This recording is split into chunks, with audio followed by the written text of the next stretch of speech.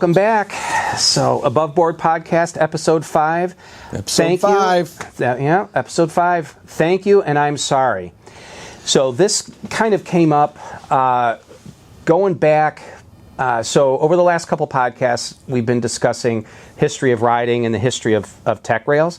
So, a little bit of the background, if you guys have seen those podcasts, you'll kind of understand. But when I started making the parts, it was only supposed to ever pay for my hobby, sell a set of rails a month, whatever, make $80 profit or something on a $600 set of rails or whatever. And, that was all it was really supposed to be. And it took off. And my main business of doing appliance repair, it's a small little business. I have one employee.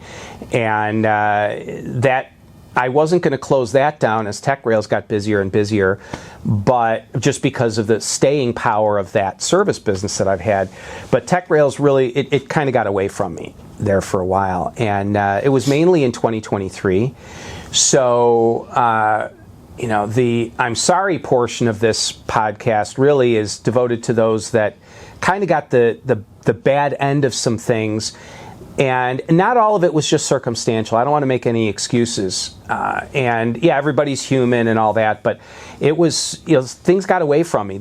I'd get a long inquiry by somebody, and they'd, really craft some, long question to me, and I give a terse response. They type out, 400 or 500 words question, and I'd answer with, that sounds correct, or whatever, mainly because I had, 60 messages that day or whatever I had to return. And so I had to be limited in my time, but it came across as blunt and rude. Mm-hmm. Plus, I had made numerous comments like, I've got a business to run, so I gotta get product out the door. And it really made things look like just sort of being in this for income and not having a love for the community. And I totally understand how it came across that way. So there were a number of people that I had very, very deeply offended, and I've made every attempt that all of them that I can think of, I've reached out to. Most of them have been absolutely awesome. I don't necessarily want to be giving a list of names, but like I'll say Stoker Jones, 801 OneWheel. If you're watching, man, thank you. He was probably he was one of the ones that I think I had hurt the worst, and some of it was misunderstanding, and some of it was legitimately I was at fault on some things. Mm-hmm. And so I've had the opportunity to reach back out to him, and he's been gracious enough he's like, so, let's start over, and so that's been really cool. And there have been a handful of others. I spent about a half hour on the phone with a guy yesterday just saying, hey, I got this podcast coming up, and I realized you are one that I probably, and he's like, he was really cool. He's like, nah, dude, it was, but I'm like, nah, I don't know, I think. And he's like, well, I appreciate the words, but it really isn't, I'm fine. Mm-hmm. So I've been kind of going out of my way. There are a couple guys that I've tried to apologize to that haven't that didn't really want to accept the apology, and that's totally fine. So yeah, again, I don't want to make excuses because a lot of it is just, what if I'm in a bad mood one day and somebody complains about something, so I go, hey, you don't know how much stress I'm on, or whatever it might be. So I want to apologize for that. And there really is no excuse for it. There are some reasons behind some things, but really no excuse. So I apologize. If you're somebody that I've offended in the past or whatever, please reach out to me. I mean, you can find me on Facebook, send me a DM, and I'll do my best to make it right. So not to be a downer, but I want to move into the thank you part of this. So, oh my gosh, there are I wouldn't be in this industry if it weren't for a handful of people mm-hmm. that helped me at the beginning, and then a slew of people since then mm-hmm. that have either given me some level of encouragement or, buying stuff. Everybody that buys something, it helps. So, so thank you to everybody. That there are, again, a handful of very, very key people that were there.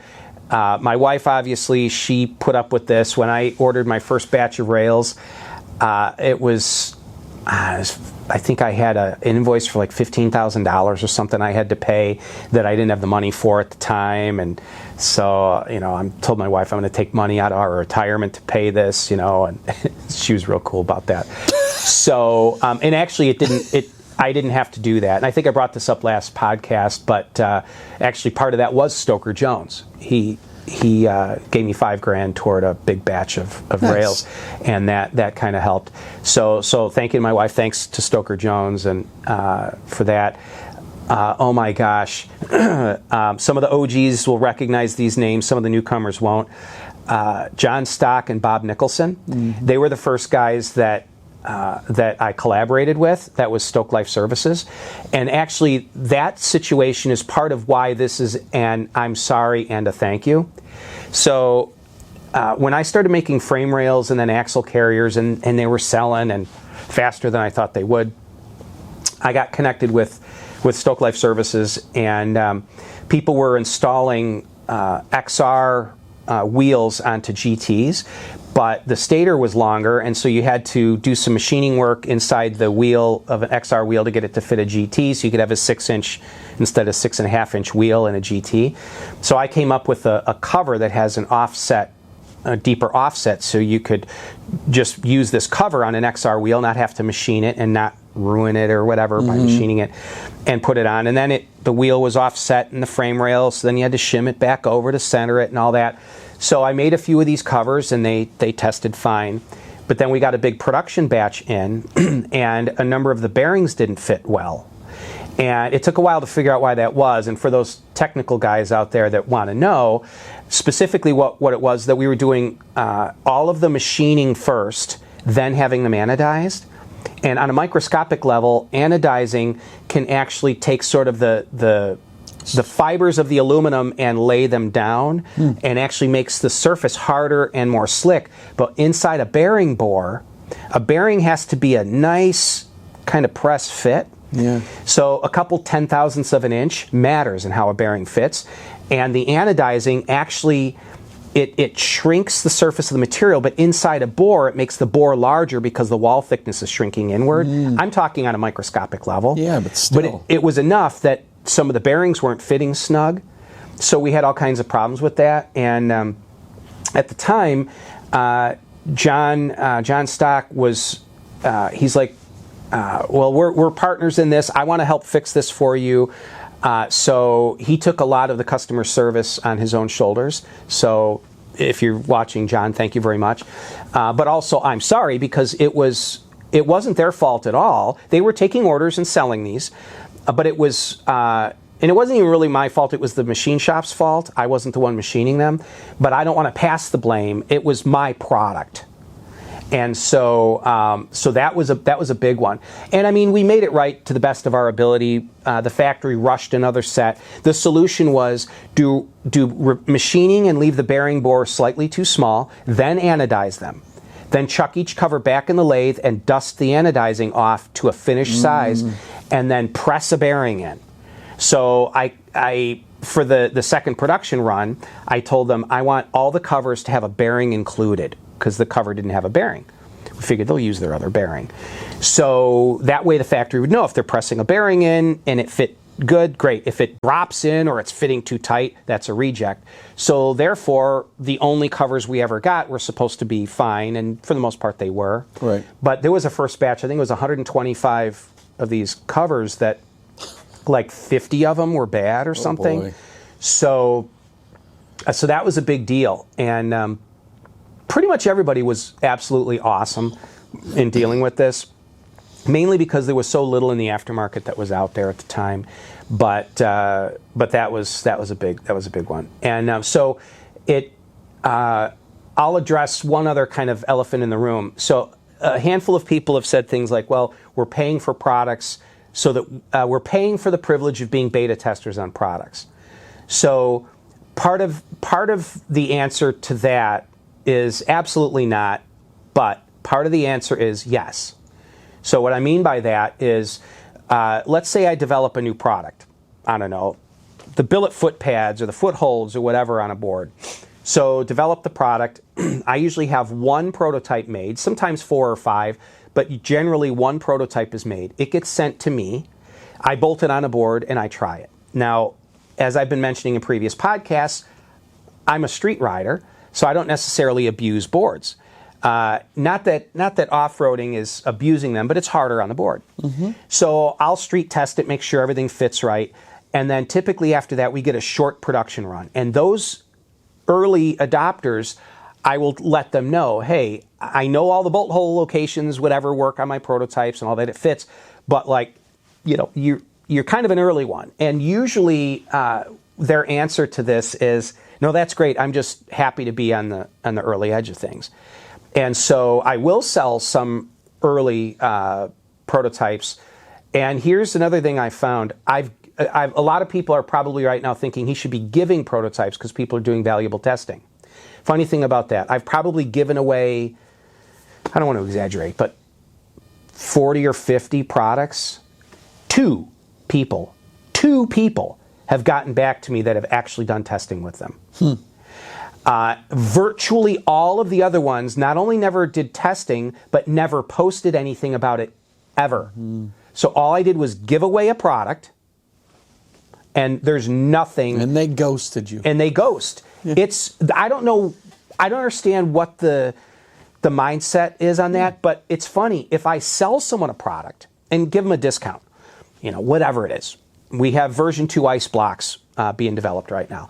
And I say, well, here, I'll sell you these at 25% off. You can do testing. I've already installed them on my boards. They're fine, but you can do some testing. The people that paid something, it's like they've got skin in the game. They're posting like crazy. Oh yeah, the heat improved by this amount. There was a mechanical interference. Valve stem hit or whatever. You got to correct this. But yeah, here's the things. People that pay money for prototypes will post like crazy and give me all the data. When I give stuff away, it is like pulling teeth to get any data. A couple people have been really good about it, and you know who you are. So don't take this as a complaint to you. But so there is some truth there. Also, if I sell a prototype, I always tell them this is a prototype. So, and in fact, there are times I'll say this is a prototype. It may or may not even fit. Like I recently sold some leftover XR controller boxes. And I did see those or something. Yeah, and I literally told people, I'm like, they might be missing screws or something. I don't even remember. But I also sold them at like half my production cost or something. But there are times though that just production issues happen, and a lot of people make comments that it's Chinesium junk. We do have some products made in China. The entire OneWheel community, most of the products are made in China. Every product I can make in the United States, I do. Yeah. The things that I can't, I have made. I have factories all over the world. It's not just China. So, but yes, there are some products made in China. Same thing is with FM boards and all the other aftermarket. The bulk of the products are made overseas. And so, but there's also a misnomer that there's massive profit in this. That the markup is insane. That's not true. Not when you start paying for it to be shipped. No, back. By the time you pay for. I have stuff air freighted in to get it here quicker. By the time I pay for air freight and boxes and stuff, it's fine, but it's not, and then if I give dealers a 25% discount, by that point I'm really almost making nothing on it. Yeah. And so, but that's, some of this is related to just the reality of manufacturing. But yes, now I will say this also, there are times that, so I'll get a prototype, need to make changes. Make some changes, the factory makes another prototype. Test that, make some changes, the factory makes another prototype. And eventually the factory gets kind of annoyed. I mean, I'm paying for the prototypes, but it's not, they're out some money in this, hoping that it's going to go into production. And so there are times that, I don't know, let's say everything looks really good, but a hole needs to be moved 1 millimeter. Where I'll tell them, move this hole over 1 millimeter and put it into production.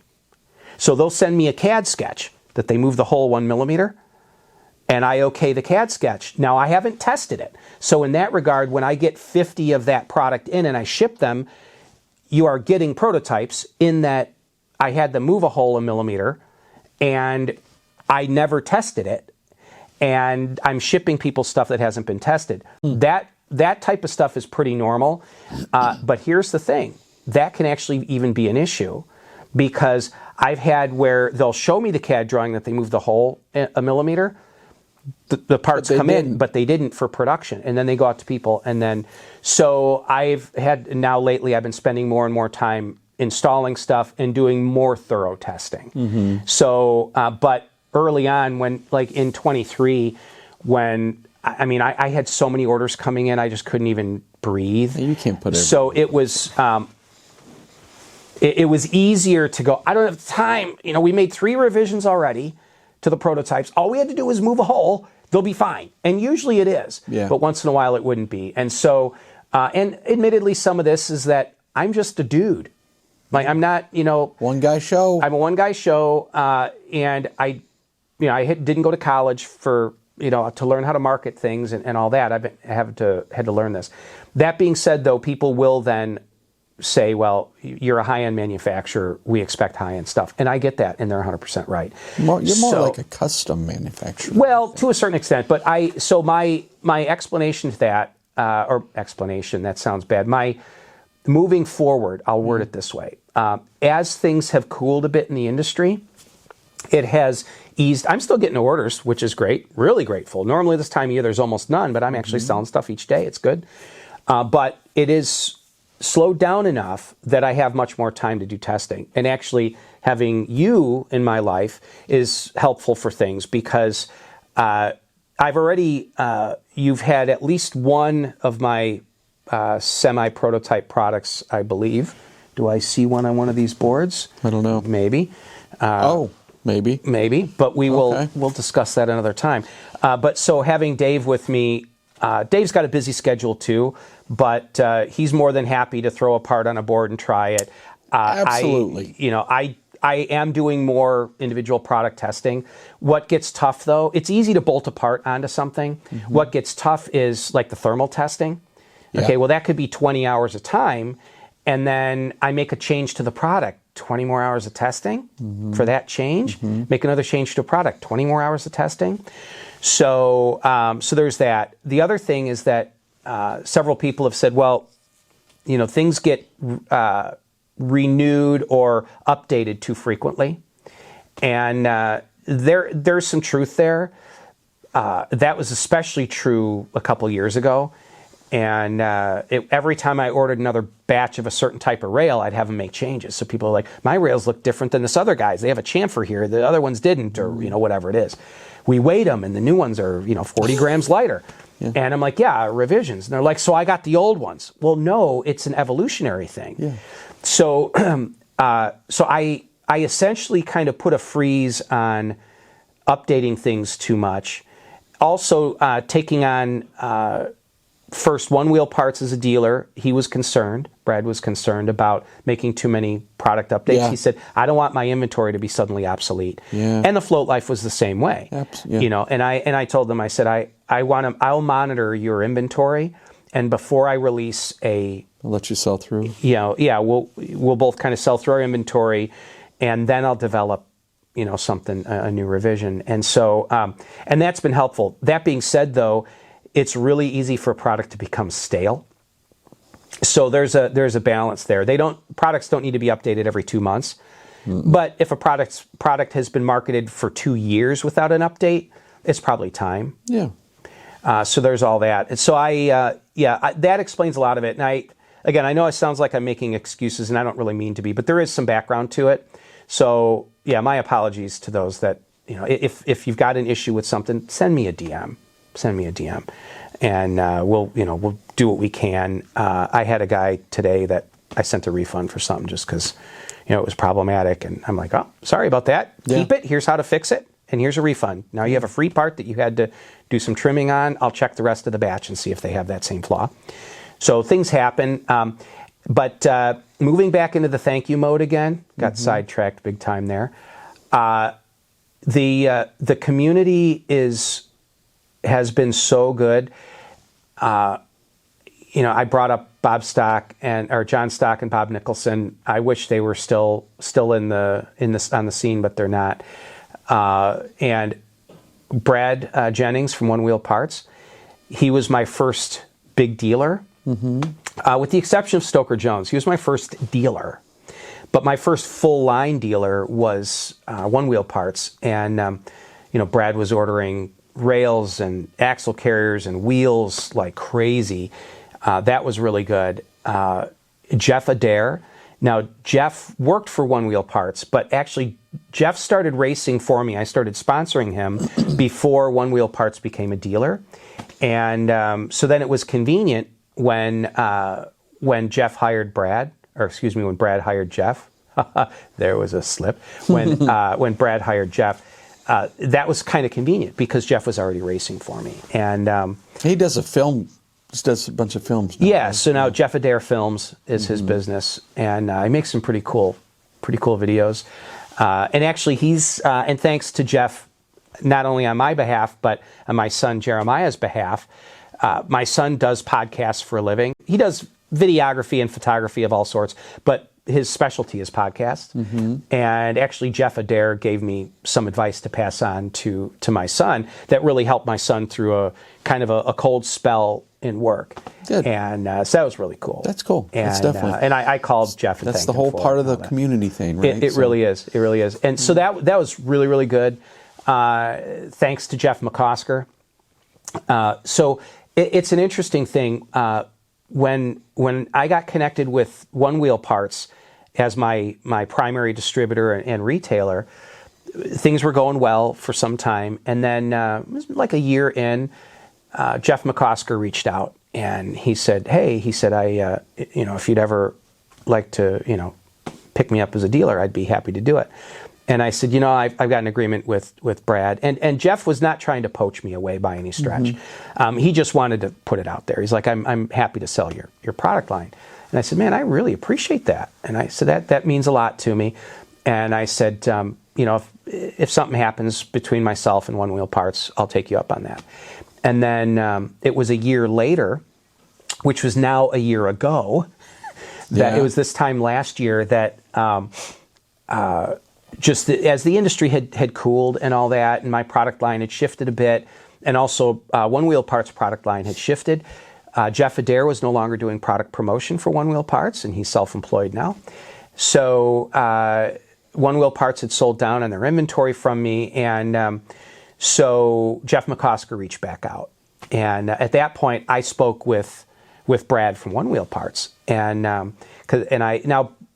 never had a signed contract with any of these guys. It's just, it's integrity, and you make an agreement. Verbal agreement. And so I talked with Brad, and Brad was like, "Well, I haven't ordered any inventory from you in quite some time." And he said, "Honestly, if the Float Life wants to pick up your line," he said, that's too good an opportunity to pass up. You really need to go ahead with it." And I said, "I wasn't going to go ahead with it without talking to you first." And he said, "I appreciate that, but I'd say it's all right." So then I called Jeff McCosker back, and I said, "Hey, I talked to Brad," and he said, "Good." He said, I really don't want, I don't want to cause any problems there." And I said, "No, it's fine. And he's like, "Okay, cool." So then he placed an order, and we talked for a couple hours that day. That was a really valuable time. I mean, Jeff and I were able to kind of better understand each other and that, and it's been really good. And they've placed reorder for inventory and stuff. So my thanks to the Float Life. And I'd say probably Travis Broach would be another good one to mention. So and this goes back about 2 years ago now. 2 years ago, right about now. Work had slowed down, like I keep saying. 2023 was up, middle of the year, it settled a bit, and then it dropped a little bit further after that. So early in 24, I was like, this is the slow season, and the industry is off just a bit. So, it'd be nice to get more orders. And so Travis reached out, and he said, "Hey, I got a bunch of stuff to order, several sets of rails and that." And then he said, "How much do I need to order to become a dealer?" And I said, "Well, you kind of are already, but here's, dealer minimum quantities, whatever." And so he goes, "Oh, well, that's only a little bit more than I'm ordering now." So he upped his order. And within the next week, he had almost doubled it. And a week after that had gone up. And before you know it, I mean, it was one of the largest orders I had ever had. Wow. And just by an individual. But he became a dealer of mine. And Travis is a great guy. He's a businessman. He's got his finger on. Does he run a shop down? He's out of. He's in Arkansas. Does he have a shop or? Well, he doesn't have a one-wheel business. He's just a businessman in general. Yeah. Some real estate investments. He has a couple of boats that he does chartering. Likes to build them, huh? Yeah. So he's an entrepreneur. And he wanted his one wheels to pay for themselves. And so he started ordering inventory from me. And Brad was still selling a lot of my stuff. So we had a conference call, One Wheel Parts and Travis and myself. Yeah. And that worked out pretty cool. And was actually great about that was that we had an idea of who had what in stock. I had certain inventory. Travis had certain inventory. One Wheel Parts had certain inventory. And if I was heavy on teal 357s for the GT, the other guys wouldn't order those. If I was short on something, well then Travis would go, all right, I'll order a bunch of ice blocks because that seems to be something that your inventory is perpetually low on, so I'll stock a bunch. And I'll go, all right, well, and then like Travis would stock the crazy colors, pink, orange. That's where you see a lot of those. Yeah, that was Travis's stuff. In fact, I have in stock pink. Well, you have them on your board there. There's pink deck screws. That was a Travis thing. And he's like, I really want pink screws. I'm like, all right, well, order this quantity and then I'll stock some. So Travis was all about the cool colors. So it became this interesting thing where Brad had a general inventory at One Wheel Parts. He had a specific inventory of standard colors and a decent size inventory. I had oddball stuff like beadlock wheels that Brad didn't really want to stock, which is fine. They're expensive and they're a specialty thing. So I would carry those. And then Travis had the crazy colors. So that worked out really, really well. And and to this day, Travis will periodically order stuff from me. The last couple months, he's had other business things going on. He's been busy. So, and it's the slow season. But I'm sure when race season picks up again, he'll reach back out. There's a race down there. We got to go. Yeah, there's a race down there. So, so Travis is another one. And, Michael and Ori from Flight Fins. I was DMing with Ori just about an hour and a half before I came here. They are great guys. We all kind of work together at this point. I've sent them a product for compatibility purposes so they can check, and they're like, hey, you need to tire something, let us know. Yeah. So their Flight Fins are really good guys. I already mentioned the Float Life. We don't really share a lot. I share some inside information with them. They've shared a little bit with me, which is pretty cool. But obviously, they're their own business. And so, same with Flight Fins. We share a little bit of upcoming stuff, but not a huge amount. Matt Hoover from Landsurf. He's really cool. Early on, we had kind of a clunky communication. Not really sure why. I think we were just kind of talking past each other or something. Yeah. We just didn't really communicate at all. Yeah. Nothing bad, just didn't really communicate. And then we had the opportunity to connect really well. It's maybe 6 months back. And we get along great. That's good. So we have a lot in common, and so he's become a good friend. And Sonny, he's no longer really doing much with the one-wheel scene. Sonny Wheels, the brackets you would put on the nose with rollerblade wheels to help you on nosedives. Sonny, and he was also making his own DIY kind of handmade suspension system. So Sonny's a jeweler, and he was doing some one-wheel stuff on the side. And he and I got to know each other a little bit, and he was always nice to deal with. Now he makes the sterling silver one-wheel necklaces and the charms and stuff. That's Sonny. Yeah. Like I said, he's a jeweler. It's his full-time gig. Yeah. So thanks to him, he was pretty cool and very welcoming early on. In fact, I ordered a set of his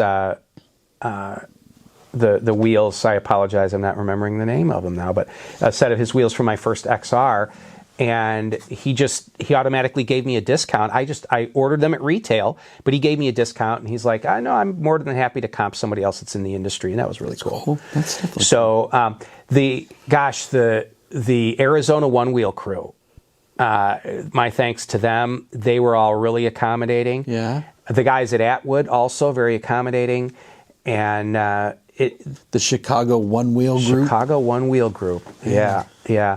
And what's also cool is guys that I there are a number of guys out there that were good enough to give me a shot early on and order a lot of my parts, who have also been very blunt and direct with me. And that I really value a lot. Neil is one of them, Josh Ledford. And, these are guys that would reach out and say, I'm a fan, I like you, but I got to tell you, there's an issue here or whatever. I'm like, okay, let's, I'm sorry, but let's, let me try and fix this. Right. And they've been really, really good. So, yeah, I'm very humbled by a lot of these guys. And it's fascinating. There's even a few guys that we differ on in like different worldview stuff or whatever, and we've got into conversations about it that are really great and accommodating, even though we may disagree on whatever it might be.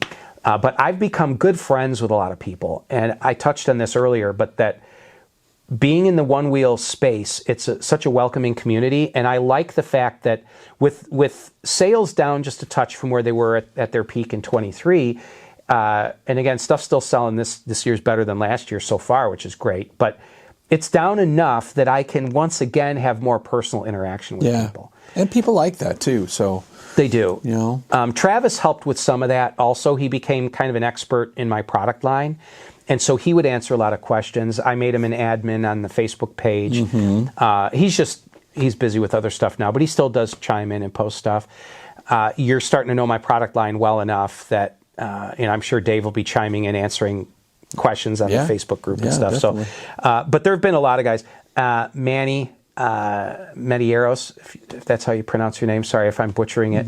But Manny's been a really good guy. He's been a faithful customer, but he's also given me some pretty cool advice. Chris Spriggs, he's another good one. So let me think here. There's a few guys from the vest community that aren't even in one-wheeling anymore.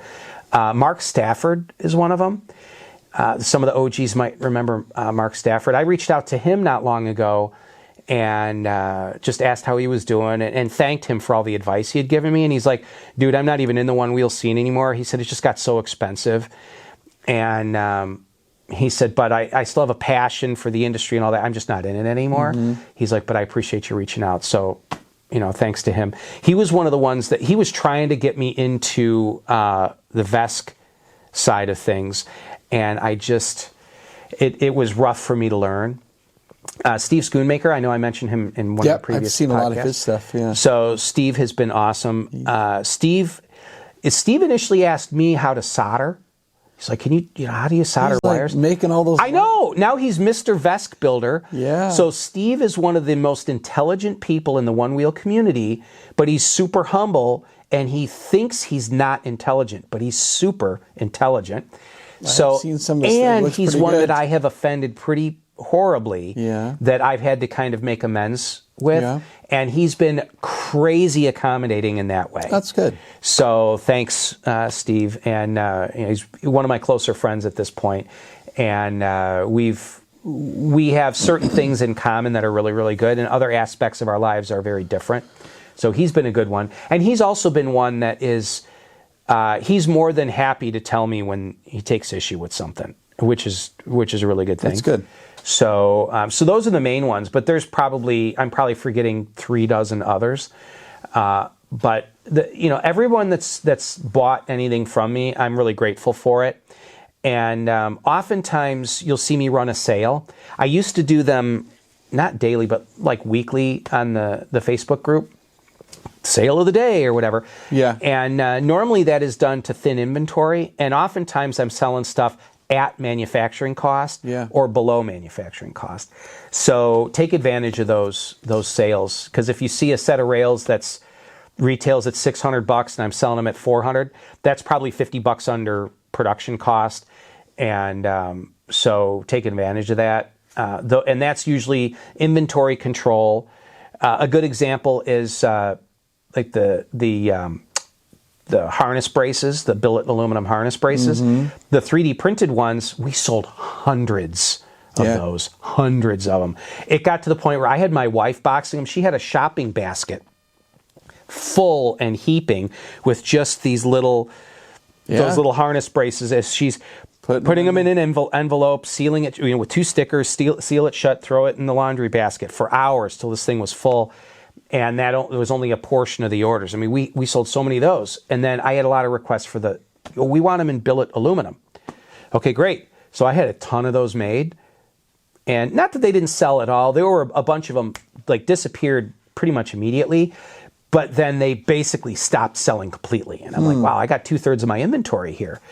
So I thought, well, I'll mark them down like $10 below what I was selling them at, which is, it's essentially right at dealer cost by the time I figure shipping and packaging and Shopify fees and stuff. It's essentially what they cost me to have made. And so, and I'm thrilled with that though, because when that happens, it allows people to get a better price on some products. And it helps me because if I order, say, 20 of something, here's the price. If I order 50, here's the price. If I order 100, here's the price.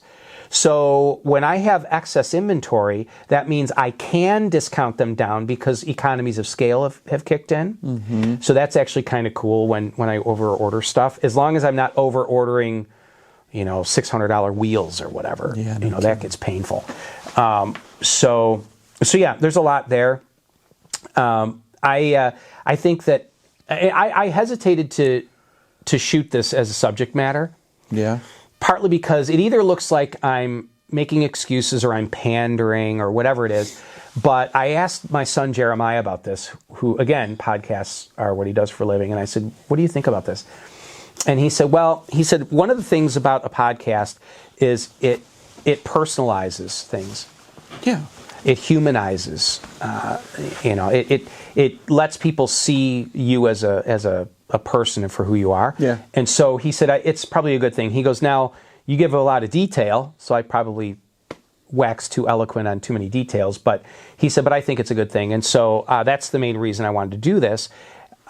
What I don't want to look like is some perfectly pious person and, whatever, because there's probably a couple people watching this going, he was really rude with me.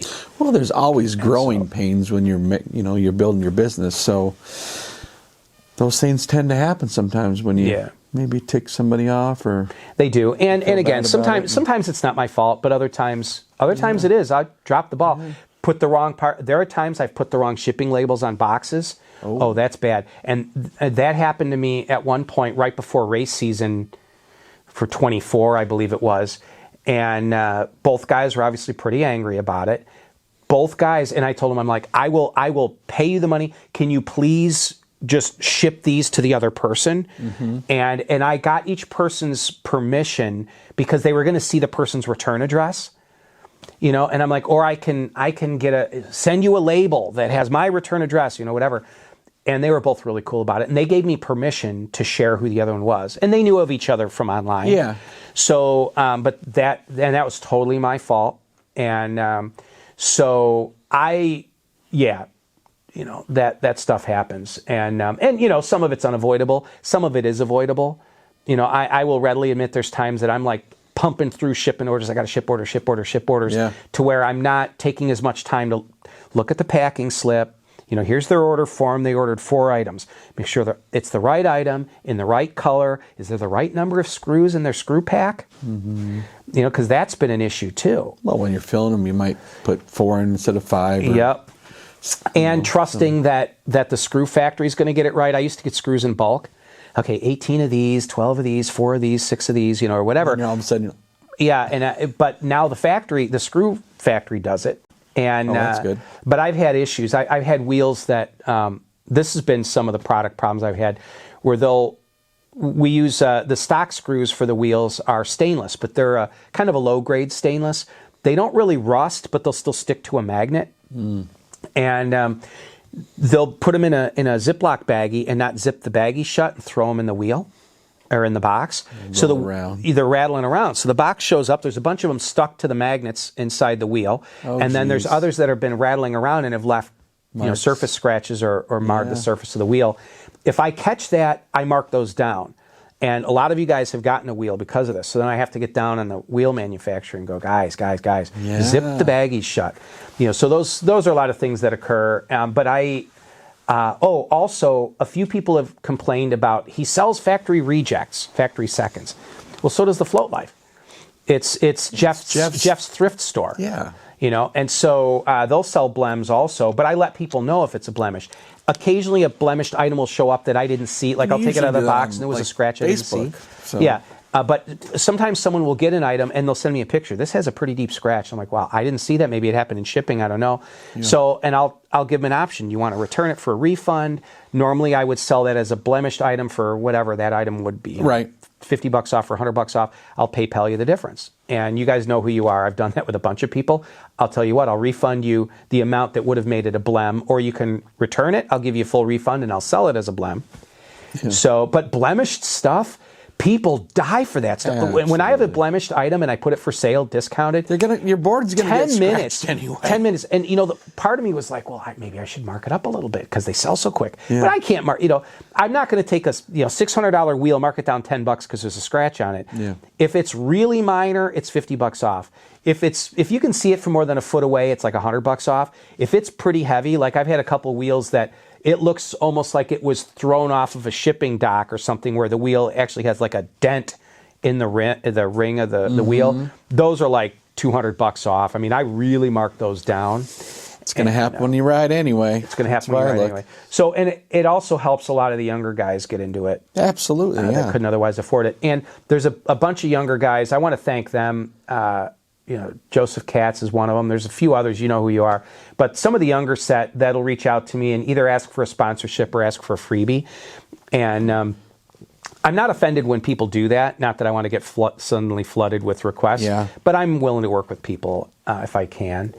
And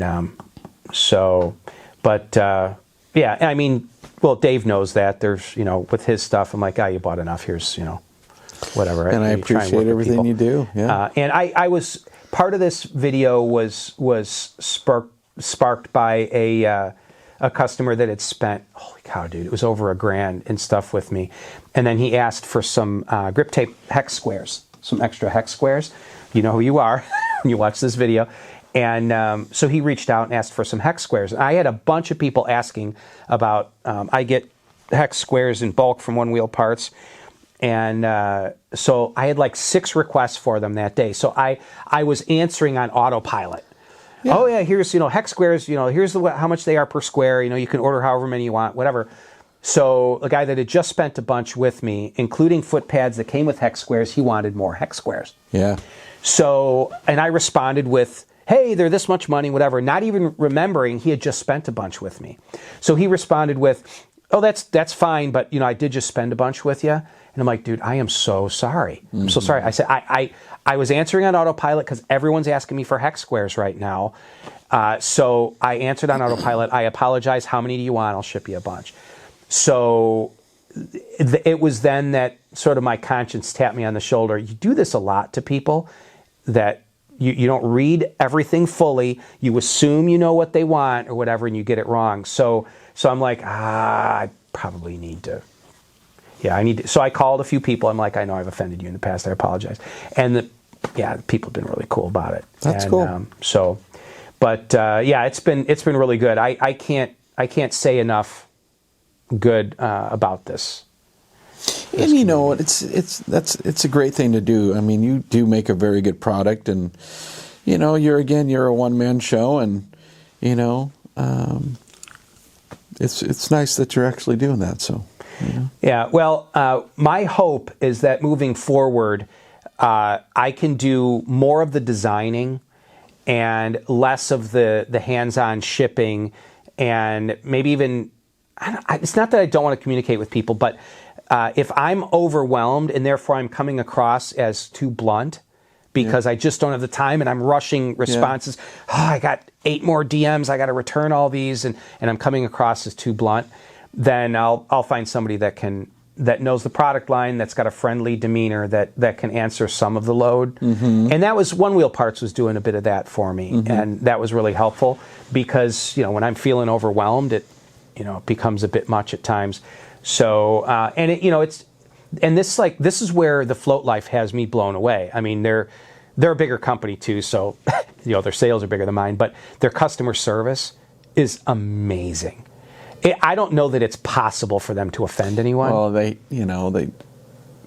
do order a lot of stuff from them, as you can see. Every little one of these that I get. Oh yeah, all the goodie bags. Yeah, I got a ton of them at home too. But I think Brandon picks your order and hand signs that pick ticket, and it's pretty neat. So what's cool about that? So I'm set up as a dealer through the Float Life, and now McCosker has sent me a number of freebies. He sent me a couple of free tires and stuff, and which is awesome. I am so grateful for that.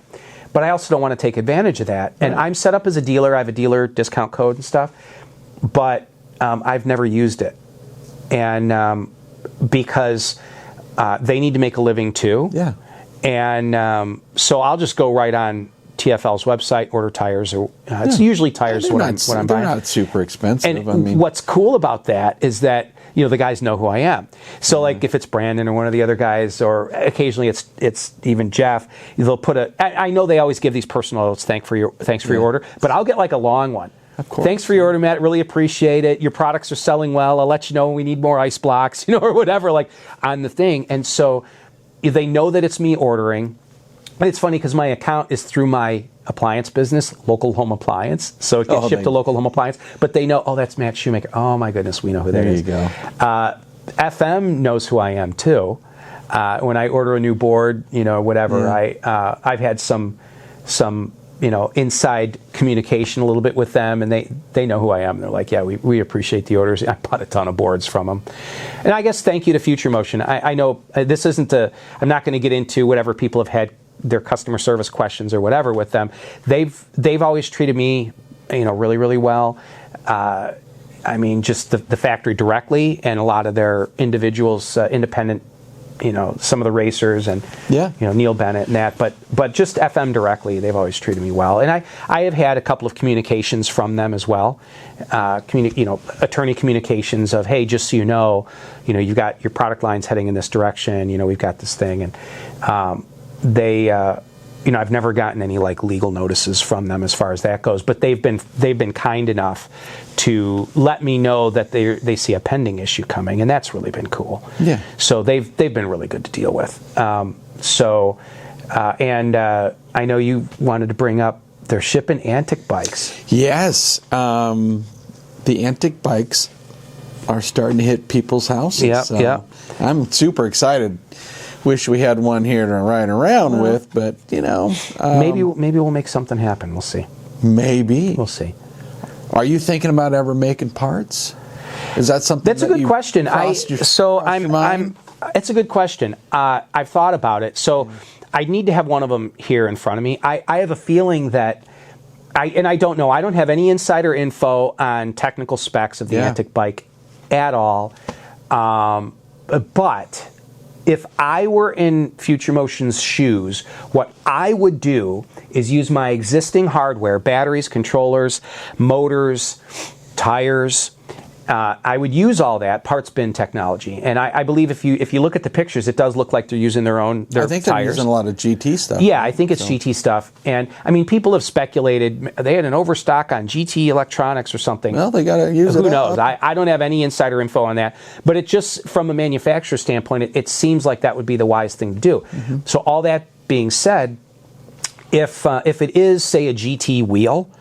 So you've got the motor, the wheel, and the stator, and all that. Then most likely, any motor-related parts, the billet wheel might fit. The motor cooling products would probably fit. I don't know if axle carriers. I don't know if they're going to have essentially like the profile of the inside of a GT rail, to where you could have an axle carrier and raise or lower the back of the bike. I don't know. I want to get one, and see, and I'll have one I'll think it'd be cool to get one of each. Oh yeah, because the Float Life has Float Life's wheelie bike too. Yeah. So, and I've talked with McCosker about it. That I'd like to.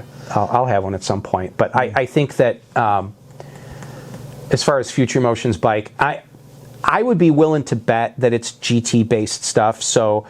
Cooling products for the motor and aftermarket wheels will probably fit right on. That would be my guess.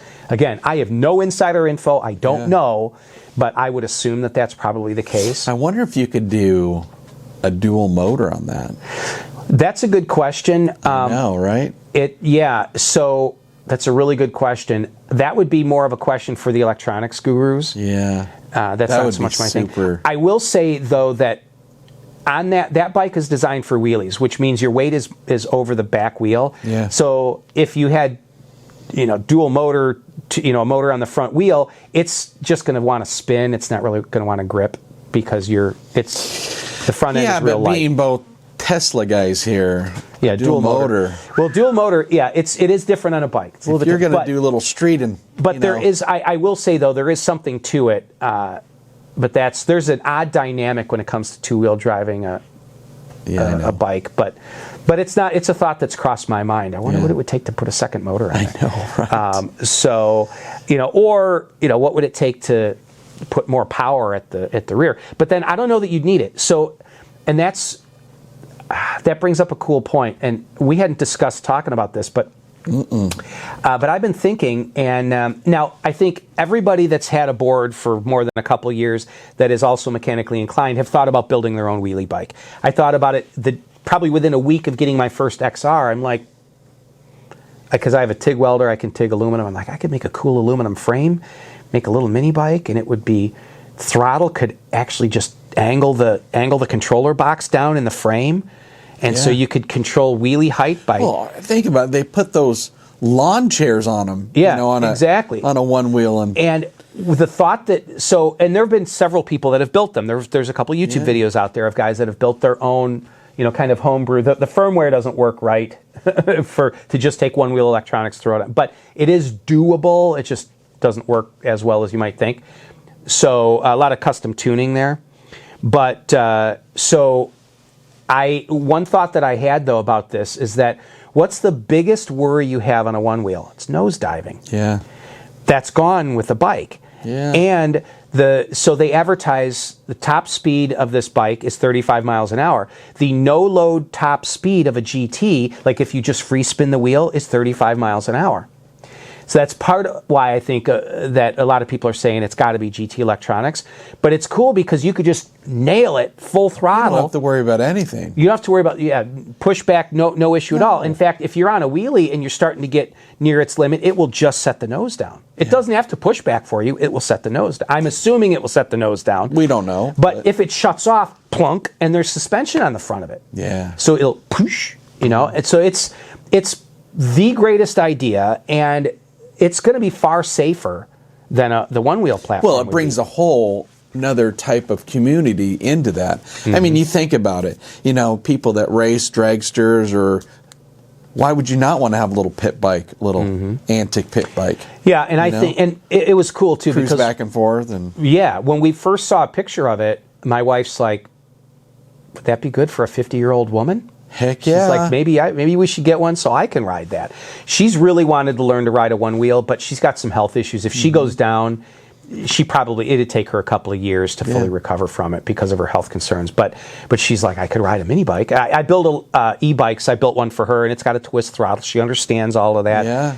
My son had a scooter for a while, a gas scooter, a Honda, and she rode that around. So who knows? Maybe she doesn't watch this podcast, so she wouldn't know. Maybe I'll get one for her.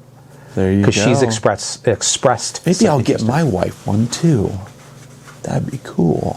Plus, it gives me an opportunity to check: is that motor on the back a GT motor? Can I put a billet wheel on there? Oh boy, then it makes me wonder about making a wheel for the front. Antic bikes. That's what I'm thinking. Yeah, but I'm wondering about making a wheel for the front too. That would be cool. Just so you could have cool colors or whatever. One thing that we need to just do. And we need to call out somebody. Yes. I almost forgot. And, we're giving away some Chillest stuff. Thanks, Kyle Wong, for the Chillest stuff. Exactly. Thanks, Kyle Wong. And, we told everybody to kind of, leave comments, send emails. Leave comments, leave something on, on our YouTube site, with Aboveboard Podcast, or send us an email at aboveboardpodcast@gmail.com, which no one has yet. I'm just going to say, but we do have one. We're going to do one this week. Well, people have left comments, but no one's Yes, people have left. Buster, Yeah, lots of comments from Buster. But, we're going to choose one, and we're going to do one today, and then we're going to give everybody another week to submit some stuff to try to win the second bag of goodies from Kyle. But we're going to do... So the first bag of goodies goes to... Ronnie Rask. Let me read what Ronnie Rask said. This is a pretty cool This comment. is pretty cool. So he wrote... Let me open this up correctly here. I don't know why it's not letting me open it up correctly. Only when you're in front of a camera. Ronnie Rask. The chillest OneWheel community. We're so relaxed, our boards have to be pushed back just to remind us we're moving. Aboveboard Podcast, pure float therapy. Keep them coming. That's awesome. Yeah. I mean, so that's what we're here for. Yeah, so he'll get the first bag. He's going to get the first bag. I'm going to reach out to him and, get his address, and we'll send that out to him. So this podcast is just a fun thing. This is not... this is fun. In fact, the fact that we're getting triple-digit views in a week phenomenal. On a podcast, actually. So when we started doing this, so Dave's like, hey, we should start a podcast. I said, so all three people that would watch it would watch, and so... my son told me, he said there's, I think he said 4.5 million podcasts out there. I could be wrong on that, but he said the top 50% have more than 50 views. So he said the fact that we got, I don't know, it's close to 400 views on our first one and about 150 per podcast since then. He's like, that's actually pretty good. So we know this isn't going to, we're not Joe Rogan. We're not going to get 15 million views, but that's totally fine. Nope. That wasn't the point. The point, if nobody watched this, we'd probably still do it just because it's fun. I mean, I think it's one. We, once a week we get together and we just talk about stuff, and and then we hit record and we start rolling, and I think we're trying to bring up some good content, and just I think once it gets a little warmer outside, it's going to be a little better. Mm-hmm. Because then we're going to try some of the stuff that you've come up with. The cooling products, kind of an annoyance that those you can't went do into it production in the when it's winter. Really too much. Kind of so we're going to put some tests of those and and get the podcast out on the trail and and hopefully I need somebody to tell me how I can either call somebody up and do a live video with somebody. Not very good at Jeremiah can come over and set that up. Jeremiah needs to come over and help us out. The reason that he brings this up, there's a few people that we'd like to have on, but they live too far away to have them in. Yeah. I mean, there's a few people that are local that might want to. Definitely we're going to try to... Isabel or Sebastian or some of the locals. Yeah. They'd probably be willing to come in. Absolutely. We need to bring some locals in here. Let's talk. So you guys aren't stuck staring at maybe if Nico's cruising through to go to a race, we can stop and he can do a podcast. He can sit right there. Somebody can sit right there. Yeah, and an extra chair. Exactly. And I don't. I make my product line, so we've got boxes and stuff and boards with my parts on them here. But I'm not. If somebody wants to come in from any other, the Float Life or Flight Fins or anything, I'm totally fine. We'd love to have them on. The point for this isn't to be one long commercial. No. I mean, that's the whole thing. I've reached out to a couple people in the community, and we're definitely going to get some more stuff to talk about, and that's going to be awesome. Yeah. I got one question for you, and I'm sorry that I'm constantly bringing up stuff about what you do, but when's the XL rails coming out? So that's a good question, and I'm actually glad you brought it up because, and this wasn't planned either. But in the last probably 3 days, I've been getting more emails back from my CAD guy making changes. So what I'm trying to avoid is bumping the rails out visibly on the outside, and this was not a product placement thing done on purpose. No. That I'm thinking about getting XL. Yeah, so Dave. But it isn't, and I haven't even told him where we're at with it.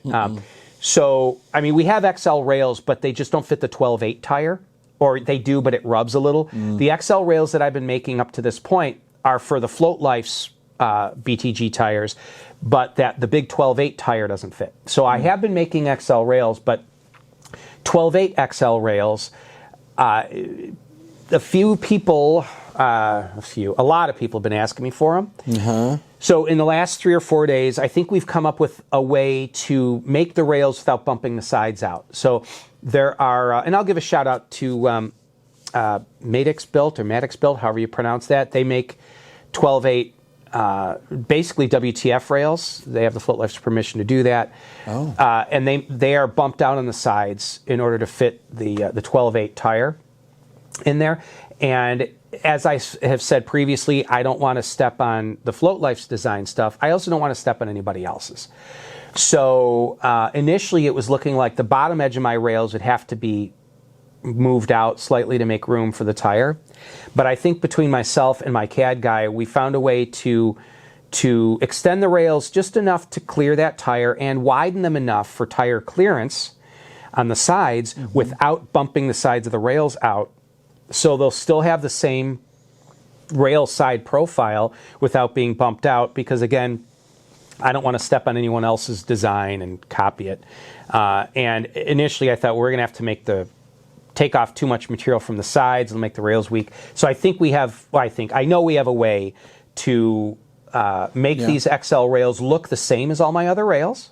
Okay. So it's not a total departure. They're not bumped out on the sides or anything. So there's no clearance issues or anything like that.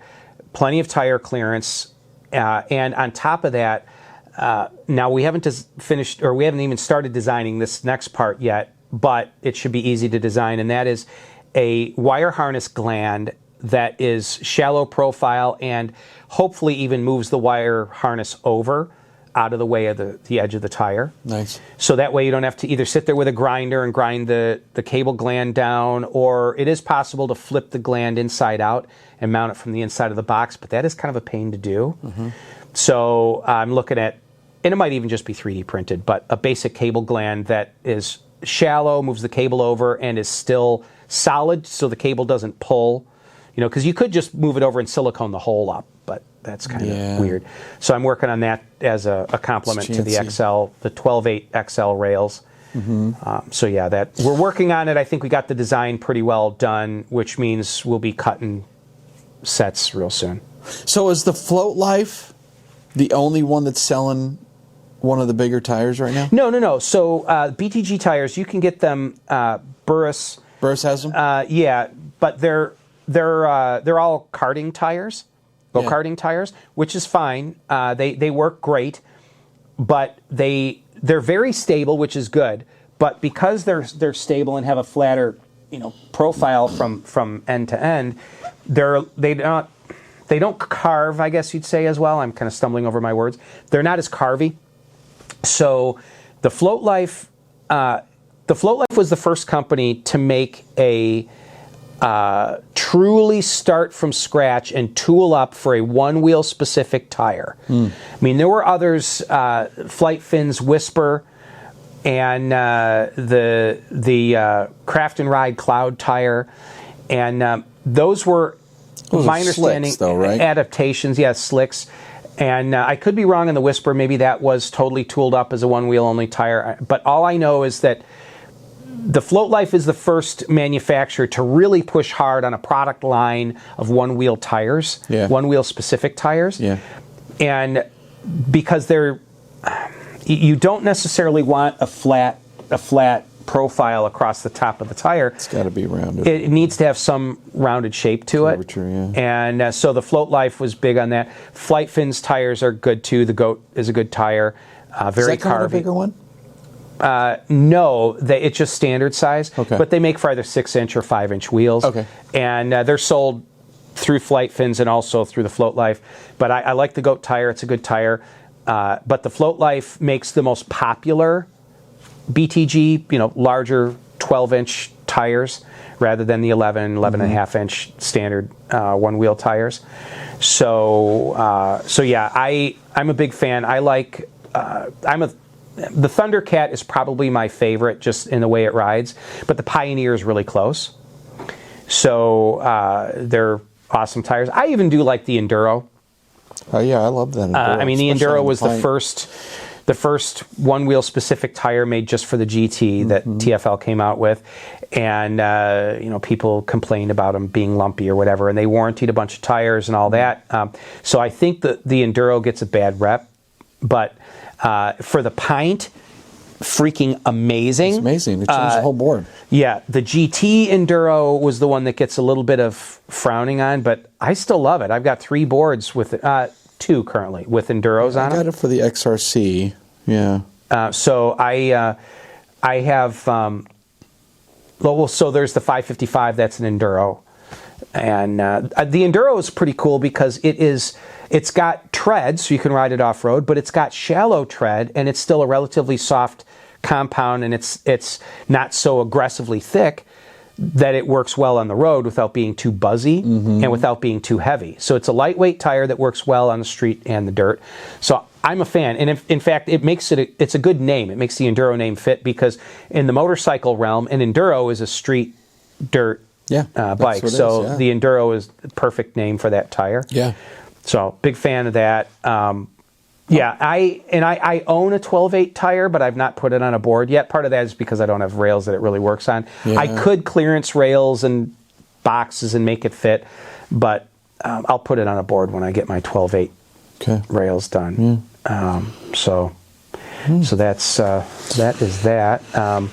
Aside from that, we've made the changes to the new billet foot pads that are peppered in holes for the studs. We made the updates to put those into production, so those will be going into production soon. And yes, they'll work with a sensor. You don't have to stud the whole pad and use a magnet or whatever. You can use a normal pressure sensor over the center of it, and we've got a solution to make sure that putting a sensor over all those holes doesn't affect its activation. But yeah, the big question becomes, is that going to be the new design for the billet foot pads, or are we going to be making the standard billet foot pads that only have a few holes for footholds and the ones that are fully hold out? I don't know. That remains to be seen. But and the wider side wings, that design is finalized. Those are going into production. Awesome. And we've made some changes to the standard side wings also that are going to be on all the future billet foot pads, and will be available to those that have existing billet foot pads if they really want them. They're not that much different, but we're updating them just because of that. That foot pad design it's a new design. So, and these billet foot pads the gestation period has been pretty long on those. They're kind of due for a little bit of a refresh, and we did, with the changes we made for production, has lightened them down to where the foot pads with all the holes, even though they have all those bosses on the bottom, for production will be lighter than these. The current prototypes are just a little bit heavier than, not much, but a little bit heavier than these, too much material. Yeah. So we've been able to lighten them enough that they're lighter than those. So they're about 15% lighter than the prototypes now, which makes them like 5% lighter than these. Yeah. I think if I ever get an XL, I'm going straight magnesium. Yeah, the magnesium stuff is ultra light. The only bummer is you can't get it in pretty colors because it's... it doesn't matter. And I do want to send in some parts to have them nickel plated. Electroless nickel plating you can have done on magnesium. Really? Yeah. So it'll make it look pretty much kind of like your pint rails. Relatively shiny. I just want to go for how light it is. Yeah. These things get heavy. Yeah. Especially when you wreck and you got to go. Well, I mean, just the stock boards have gotten heavier and heavier. I know. So. Well, I'm sure that one XL is pretty heavy. Yeah. Well, I guess I did. I wrote it. So. Well, thanks for tuning in, and I hope this episode wasn't too much of a downer or weird. It was just stuff I had on my chest to get off. I'm sure moving forward, I'm not perfect, but I'm going to do my best. And everybody keep leaving comments because, again, every week we're going to do a shout out to whoever has the best comment. And if we've got some stuff to give away, we'll give it away. I'll probably be giving away the occasional thing on my end. I've got some T-shirts and stuff that I can give away. Definitely. So. Yeah. Again, if you have any questions or you want to send us some topics to talk about, aboveboardpodcast@gmail.com. Also, let's put some comments in. We got one more gift bag to give out. So from the Chillest. So that's right. Kyle Wong. So, again, thank you again. Yeah. All right. Thanks, guys. Hopefully see you next week. Oh, yeah. Subscribe. That's right. That's right. Try and send links to your friends. We want to try and get the viewership up. We got to build this. We want to build hype for the industry. Absolutely. So, excellent. all right. Thank you, guys. Thanks.